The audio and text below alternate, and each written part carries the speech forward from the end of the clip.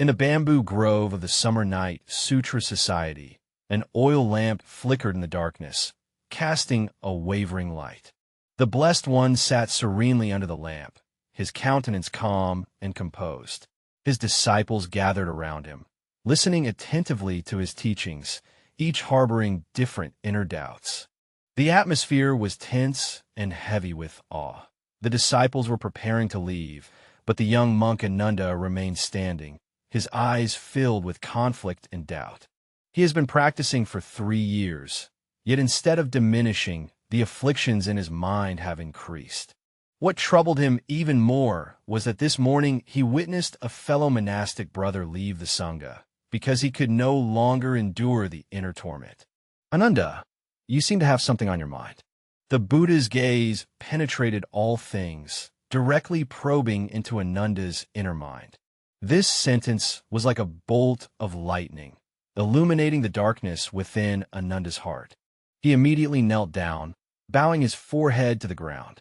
The Blessed One, a great doubt resides in the disciple's mind, causing torment day and night, with no liberation in sight. Among the remaining senior disciples in the monastery, such as Kasyapa and Sariputra, paused in their steps, and the Buddha signaled them to stay behind. Ananda rose, his eyes filled with tears. This morning, Brother Shanshio departed from the monastic community. Before leaving, he told me that despite years of practice, his inner troubles had not diminished but increased, and his suffering had become even more intense than before. He said he felt as if trapped in a cage, forever ensnared by his own shadow. No matter where he went, those shadows would follow.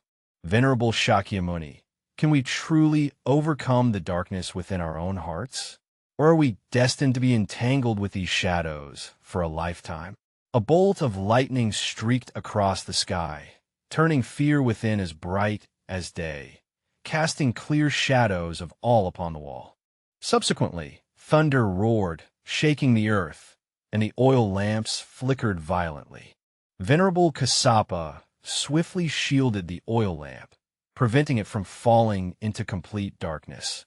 The Buddha slowly stood up and walked toward the flickering oil lamp, holding it at the level of his navel.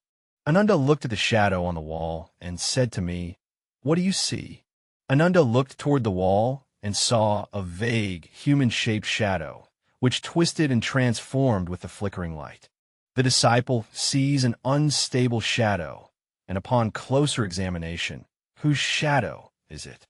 It is the disciple's own shadow. So, how is this shadow formed?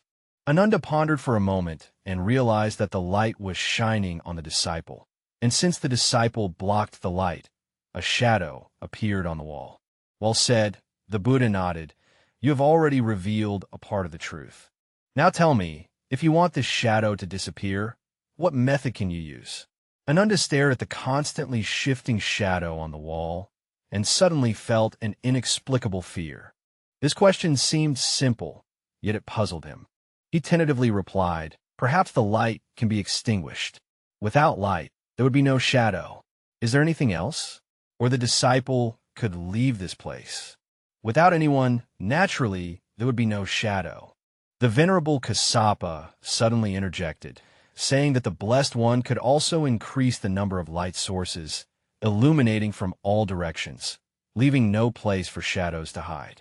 The Buddha smiled gently at Kassapa and said, "Well said, what you have spoken is all true." The Buddha placed the oil lamp on the ground and walked over to Ananda. Under the flickering light, the shadows of the Buddha and Ananda overlapped. "Ananda, what do you see now?" The disciple sees 2 shadows overlapping, making it difficult to distinguish them. Indeed, our mind is like this lamp flame. Thoughts are like the wind, stirring the lamp's light, creating the shadows of afflictions. These shadows appear real, yet they cannot exist independently.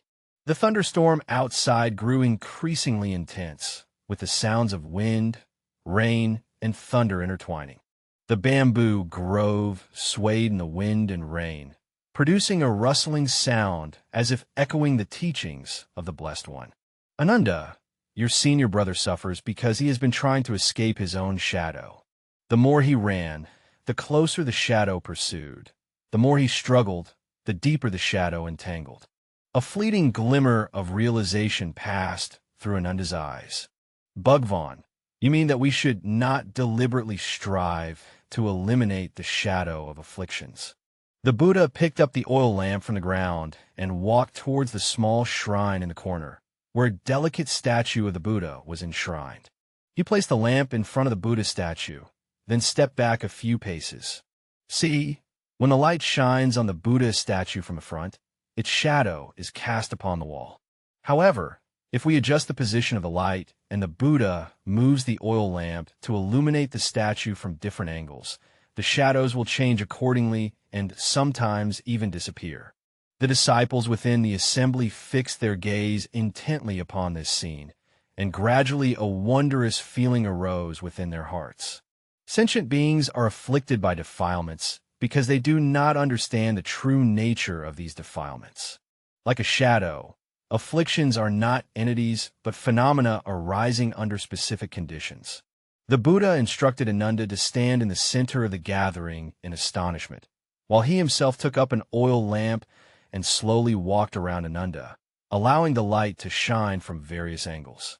Ananda's shadow changed with the movement of the Buddha, sometimes lengthening, sometimes shortening, sometimes deforming, sometimes blurring. Notice how Ananda's shadow changes with the movement of the light source. Similarly, the afflictions within our minds manifest differently depending on the perspective from which we observe them. Venerable Sariputra pondered and said, "World-honored one, I have heard people say that practice is about eradicating afflictions. However, according to what you said today, it seems that we should not directly confront afflictions." The Buddha raised the oil lamp high, and Sariputra, imagine if a person were troubled all day long by their own shadow and desperately tried to escape it. What would they do? Shariputra pondered for a moment. He might keep running, trying to shake off the shadow, but it was futile. Indeed, the more he tries to escape, the closer the shadow pursues. Only when he stops, turns to face his shadow, and understands its true nature can he attain genuine freedom. Ananda ardently sought knowledge. How should we, following the Blessed One, confront the afflictions within our hearts? Ananda, let me tell you a story. Once upon a time, there was a meditator living in deep seclusion in the mountains, tormented daily by inner fear and anger. One day, while meditating in a cave, he suddenly saw a vague human figure at the entrance. Mistaking it for an assailant, he was overcome with fear. He seized his weapon and charged toward the cave entrance, only to realize it was merely his own shadow cast upon the cave wall. At that moment, the practitioner suddenly realized that the afflictions within his mind are like entering a shadow, seemingly real, yet essentially illusory. He composed a verse. The mountain cave is dark and shadows overlap. Fear arises from the obscured heart itself. Once the illusory nature is realized in a moment, myriad afflictions dissolve into emptiness. Ananda, reflecting deeply, said, "World-honored one, has this practitioner realized that afflictions, like shadows, have no inherent nature?" The Buddha nodded and said, "Ananda, you have touched the core truth. Afflictions are not entities in themselves, but arise from the interplay of our mind and external conditions. Just as a shadow requires light, a physical object, and an obstruction to form, afflictions also arise only when certain conditions are met." At this moment, the rain outside had ceased, and the moonlight filtered through the clouds, casting a silvery radiance upon the bamboo grove.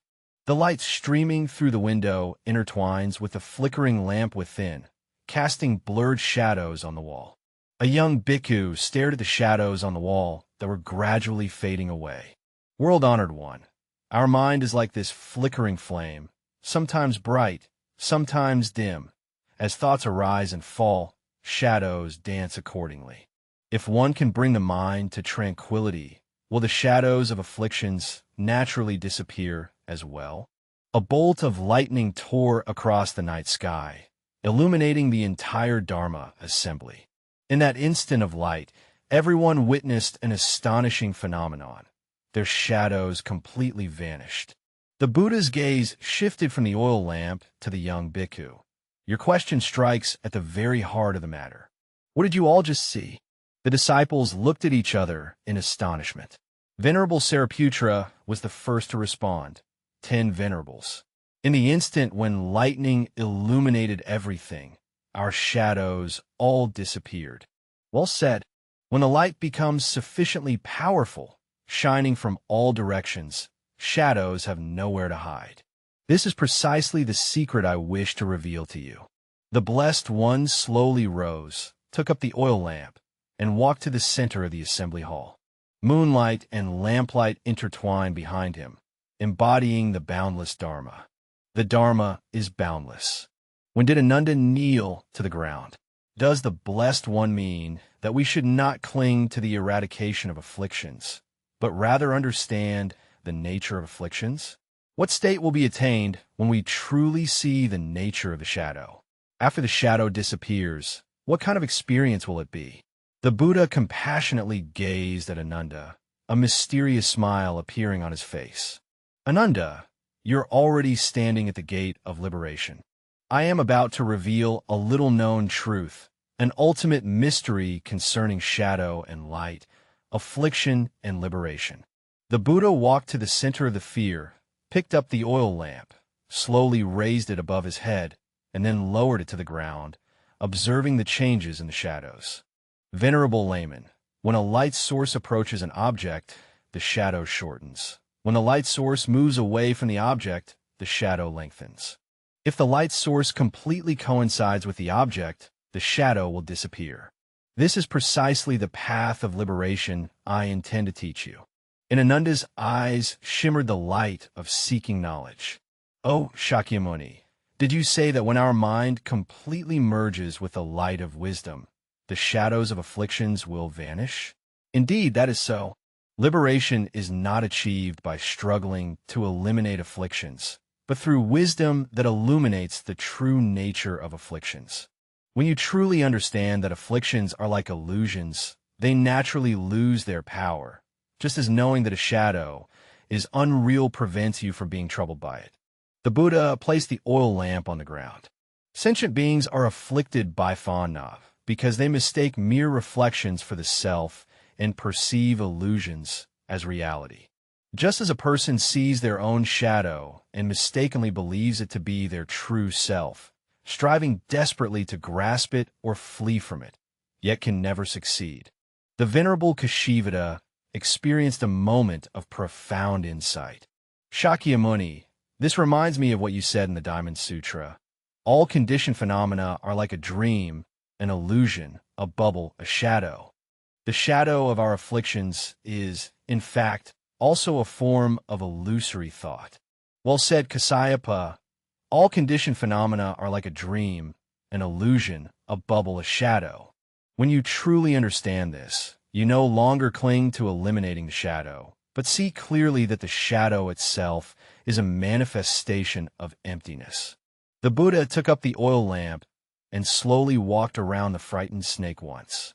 Unconsciously, moonlight has already spilled through the window, blending together with the glow of the oil lamp. Ananda, observe that when moonlight and lamp light shine simultaneously, the shadows become indistinct, right? Ananda nodded in agreement. This is the process of practice. As our wisdom gradually increases, the shadow of afflictions becomes increasingly faint. When right mindfulness shines like the sun, compassion like the moon, and wisdom like a lamp, the three lights illuminate simultaneously, and the shadows of afflictions naturally dissolve.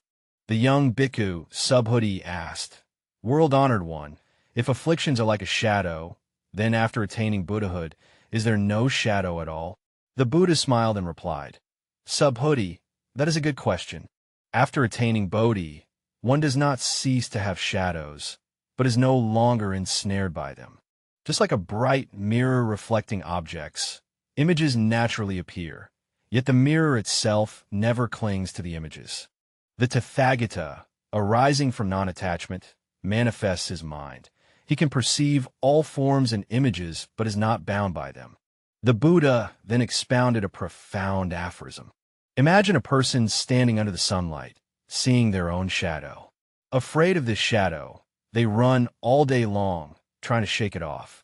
He ran faster and faster, yet his shadow never left him.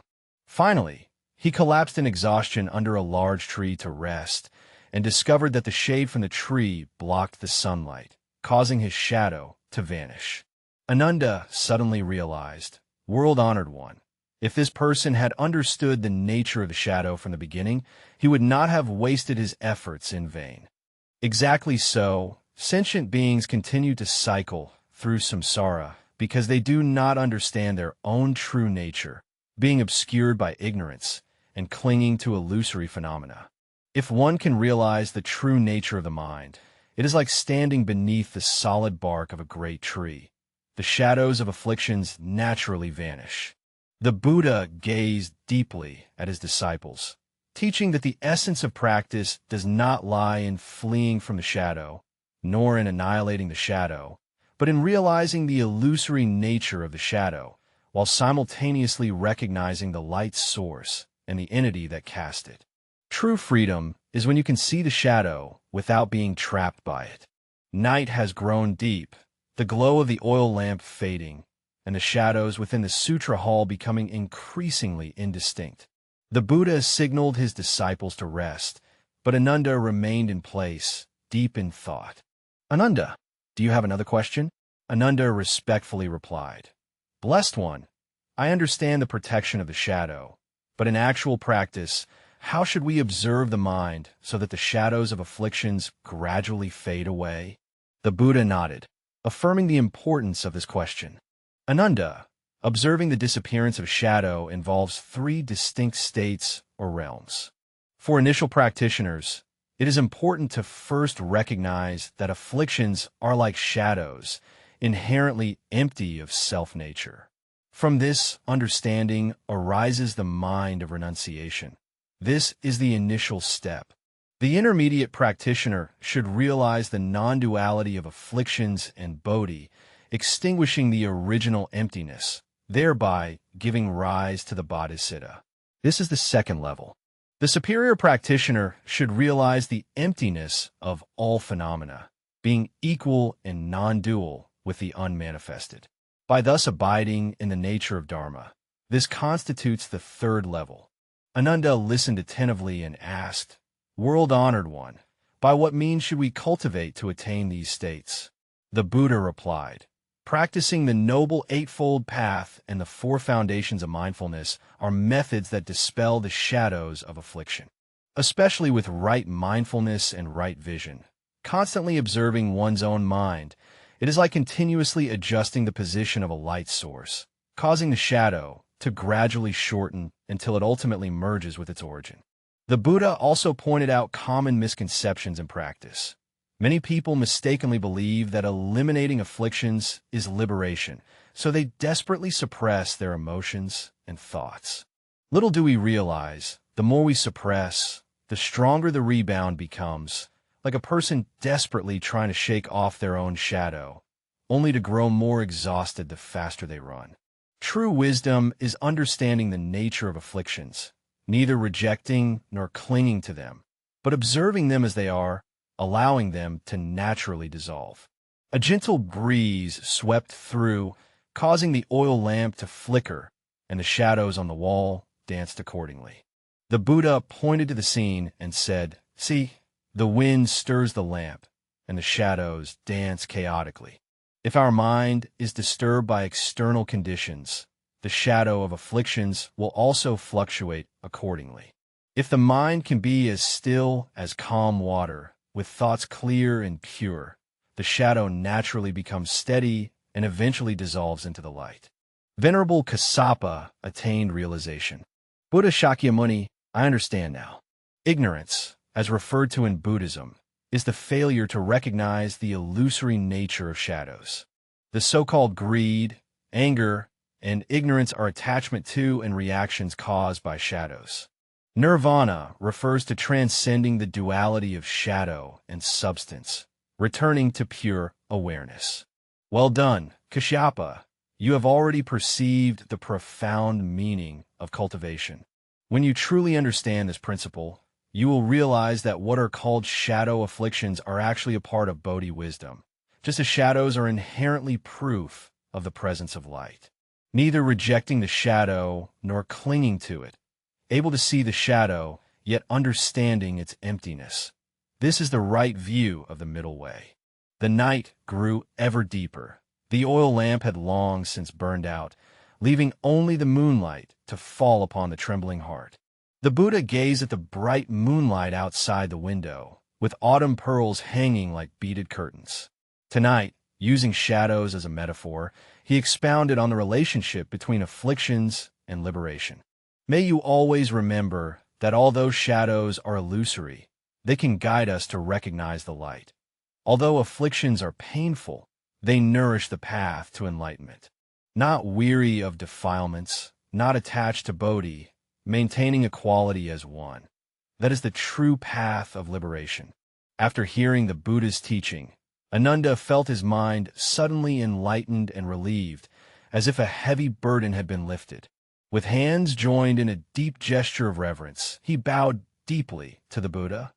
Blessed One, today I have heard the refutation of shadow's delusion, and the doubts that have lingered in my heart for many years are finally dispelled. I understand that rather than painfully chasing or avoiding the shadows within the mind, it is better to abide in the present moment and see the true nature of reality clearly. This is the true path to liberation. From this page onward, whenever the disciples see their own shadows, they will recall the Buddha's teachings, practicing in daily life the insight into the nature of afflictions, gradually progressing toward true liberation. The shadow is not an enemy, but a mirror of our inner self.